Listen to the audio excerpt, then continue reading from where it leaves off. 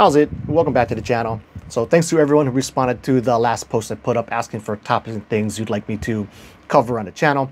Now I did put up that post in a kind of weird way where, you know, some places I put them up as a story, other places I put up the actual video. So I was getting responses in a lot of different ways where like some people were just straight up leaving comments. I was getting messages on the different platforms. I got a couple emails.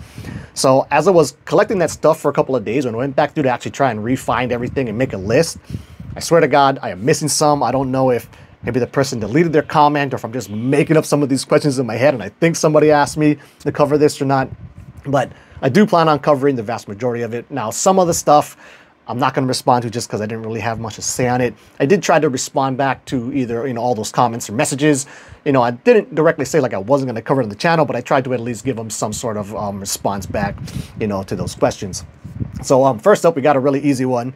And this one is, does every object or piece of scenery hold meaning in a dream, including the background, including stuff that's in the background that we're not aware of, colors, whether grass is tall or short, time of day, and things like that. So the easy answer to that is I definitely do not think all of that holds meaning, or, you know, wouldn't be classified as what I would put as meaningful. Now, of course, you can have experiences in dreams that are very meaningful, even including stuff like scenery and things like that that are very meaningful.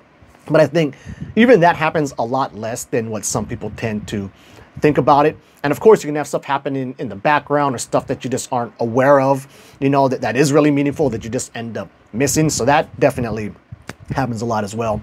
But you can also kind of think about it like, you know, kind of do this little mind experiment. So picture a car, you know, first car that pops into your head is good. You know, maybe it's a car that you really like and wish you had. So maybe that holds some level of meaning, but I wouldn't really classify that as being meaningful. Maybe it's a car from like a movie you like the DeLorean from Back to the Future or something like that. So again, maybe some meaning there if you really like that movie, but would it be classified as meaningful? I wouldn't say so. Or maybe it's just some random car. Or maybe it's like a random like generic car that's not even a real make or model of anything that's really out there in the real world. Right, so maybe that means if that was what came to your mind, you just don't give a shit about cars, right? So that could, again, hold some level of meaning, but I wouldn't classify that too much as meaningful. Then to take this a step further, what about the background, right? Say some car pops into your head. What about the background or the environment that the car is in? You know, is that truly meaningful, or is that just some random backdrop that your subconscious mind just plopped in there to have some car pop up and you know, be there in your mind's eye or whatever.